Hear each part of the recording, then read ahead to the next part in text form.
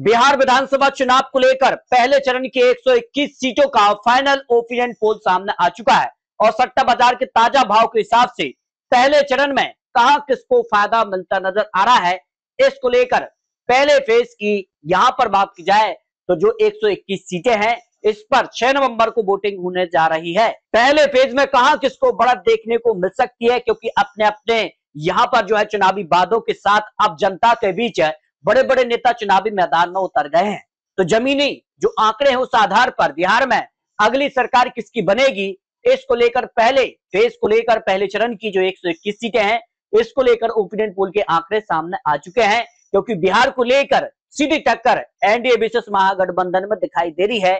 लेकिन कहां किसका पलड़ा भारी हो सकता है, क्योंकि 2020 चुनाव के रिजल्ट की अगर बात की जाए तो पहले चरण में बिल्कुल कांटे की टक्कर देखने को मिली थी। 61 सीटों पर महागठबंधन तो 59 सीटों पर यहां पर एनडीए को जीत मिली थी। एक सीट एलजेपी अलग चुनावी मैदान में थी, लेकिन इस बार एनडीए के साथ एलजेपी चिराग पासवान यहां चुनाव लड़ रहे हैं तो एक सीट एलजेपी को मिली थी। लेकिन इस बार जो है क्या मामला पलटने जा रहा है या फिर महागठबंधन की सरकार बनाने के जो आंकड़े हैं पहले चरण को लेकर बड़े बड़े दावे किए जा रहे हैं अपने अपने जीत को लेकर। अब जनता के बीच बड़े बड़े नेता चुनावी मैदान में उतर गए हैं। तो क्या कुछ आंकड़े हैं, क्योंकि 18 जिले और 121 सीटों का जो फाइनल ओपिनियन पोल सामने आ चुका है।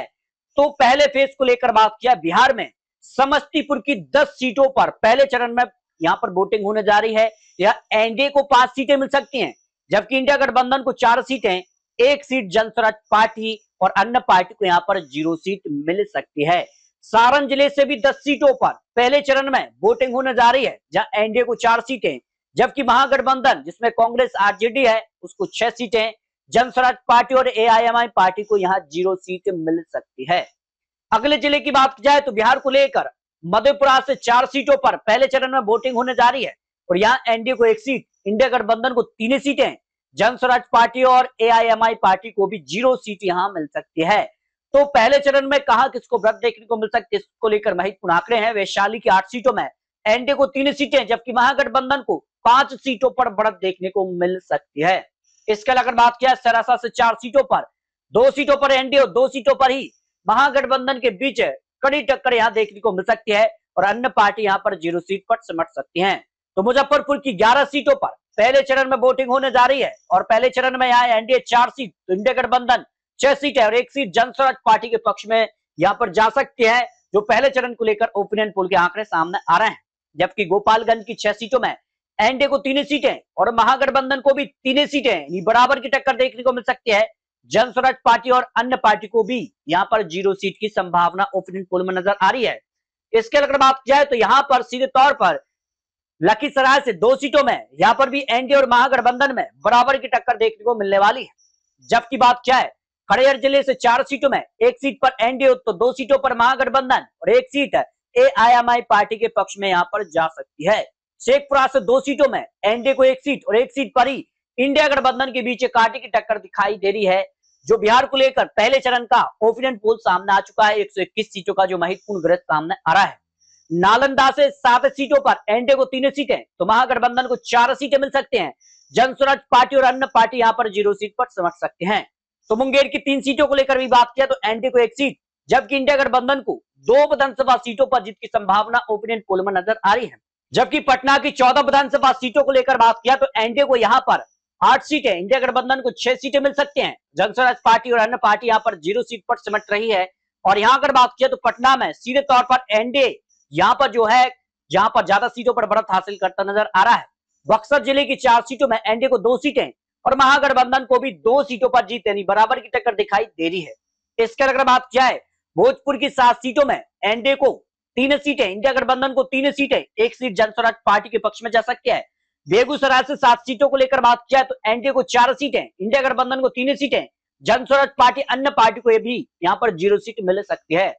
जबकि बात की जाए बिहार को लेकर दरभंगा की 10 सीटों में एनडीए को 4 सीटें, इंडिया गठबंधन को 5 सीटें, 1 सीट जनस्वराज पार्टी और सिवान की 8 सीटों में एनडीए को 3 सीटें, इंडिया गठबंधन को 5 सीटें यहां पर जा सकते हैं।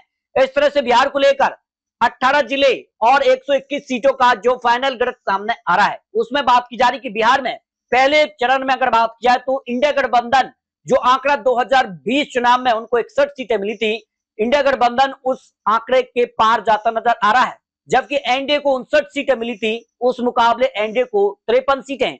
जबकि इस बार जन स्वराज पार्टी के चुनावी मैदान में उतरने से एनडीए और महागठबंधन को कई सीटों पर नुकसान दिखाई दे रहा है और एआईएम पार्टी को एक सीट यहां पर मिल सकती है।